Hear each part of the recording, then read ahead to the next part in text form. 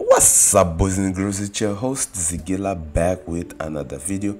E neste vídeo falarei da história da maior hidroelétrica de Moçambique e uma das maiores de África, a hidroelétrica de Cahora Bassa. Este importante empreendimento é um marco histórico no país, pois representa uma parte importante da história, sendo também um braço forte na economia do país.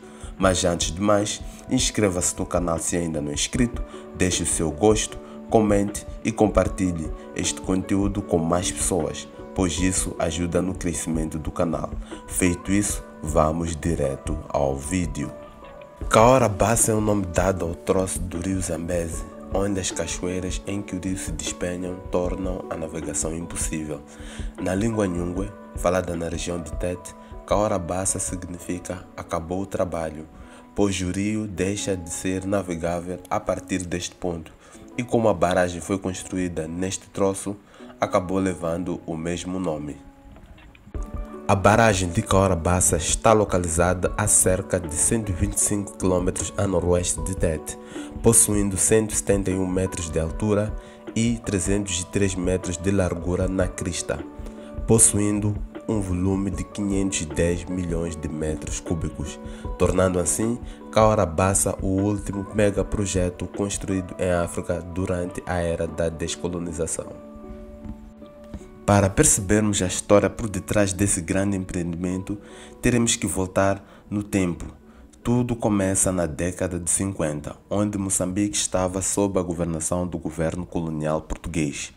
Nesta década, se dá o início a vários estudos, procurando detectar e identificar potencialidades econômicas nos espaços geográficos sob a posse do governo colonial, desenvolvendo-se assim estudos sobre a bacia do Zambeze e, consequentemente, levando à criação da Missão para o Fomento e Povoamento do Vale do Zambeze, a qual, durante 5 anos, desenvolveu no terreno exaustivos estudos em que incluem estudos epidemiológicos, demográficos, hidráulicos, geológicos, entre outros estudos.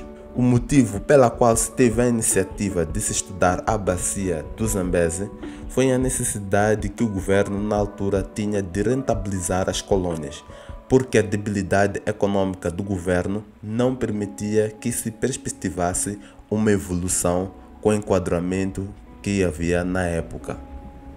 Sendo assim, os estudos feitos durante estes 5 anos levam à criação do relatório preliminar em 1958 e ao Plano Geral de Fomento e Ocupação do Vale do Zambeze, onde se criariam múltiplos planos e programas de desenvolvimento.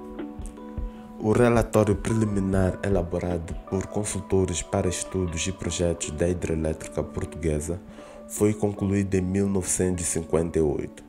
Este relatório tinha como principal objetivo examinar sumariamente as possibilidades de desenvolvimento do Vale do Zambeze, onde consta a programação dos trabalhos a efetuar pela Missão de Fomento e Povoamento do Vale do Zambeze. Em 1965, conclui-se o Plano Geral de Fomento e Ocupação. Este plano apresentava anteprojeto das obras base, com o esclarecimento técnico-econômico dos empreendimentos de cada setor. No final, os estudos ficaram distribuídos em 84 volumes, onde repartiram-se pelos setores de topografia, cartografia, agricultura, geologia e minas, hidráulica, energia, transportes e sociologia.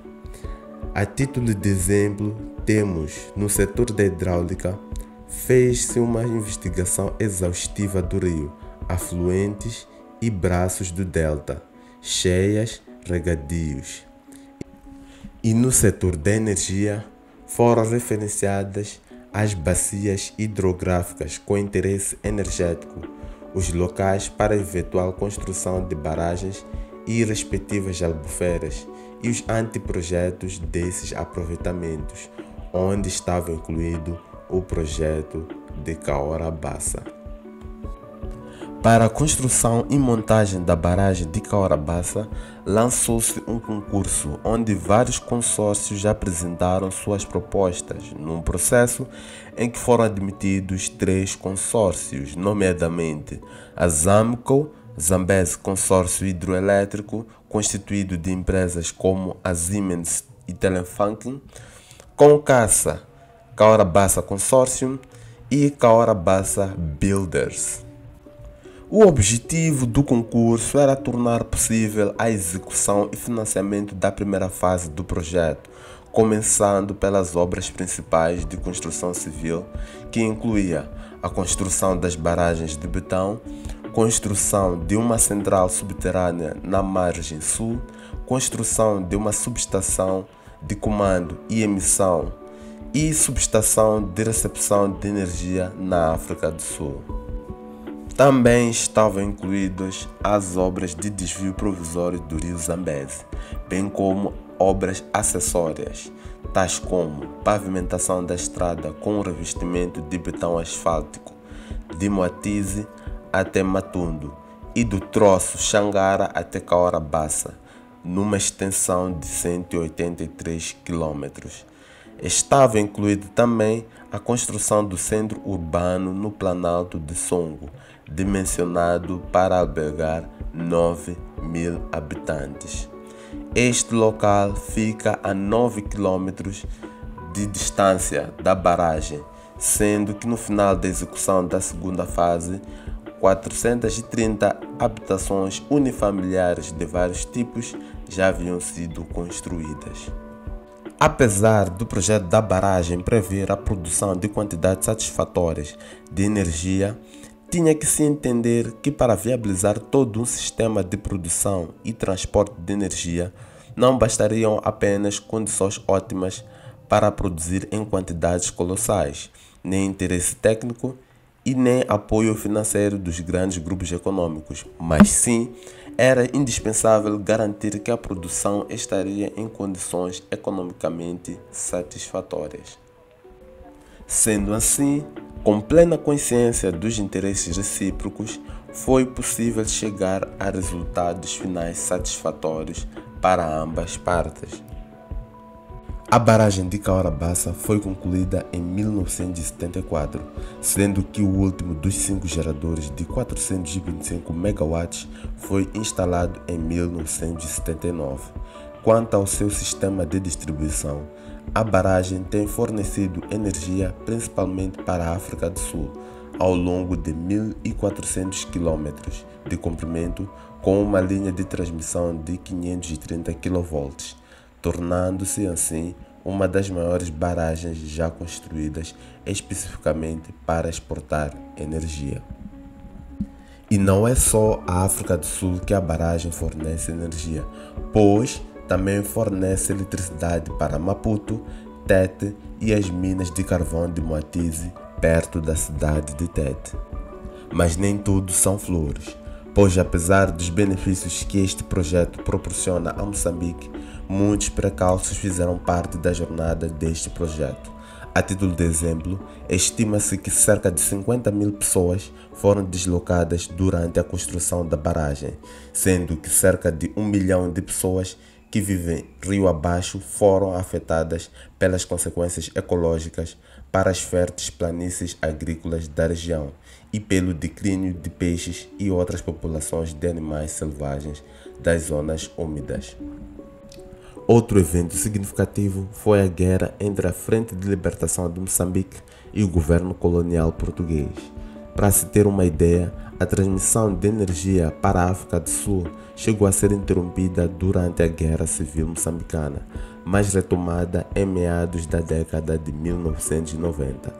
Apesar da conquista da independência de Moçambique em 1975, Portugal manteve o controle acionário da barragem até 2007, quando Moçambique comprou todas as ações do seu ex-colonizador, exceto uma pequena percentagem.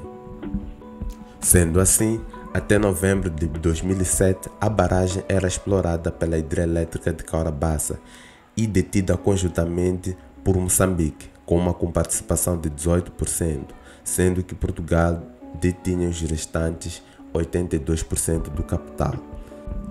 Com isso, em 27 de novembro de 2007, Moçambique assumiu o controle da barragem de Portugal, quando Portugal vendeu a Moçambique a maior parte da sua participação de 82%.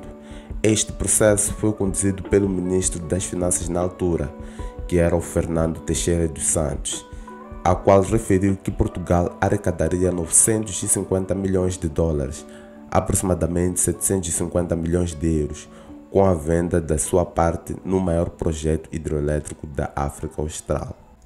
O primeiro-ministro de Portugal na altura, José Sócrates, foi quem assinou o acordo com o governo moçambicano durante uma visita oficial a Maputo.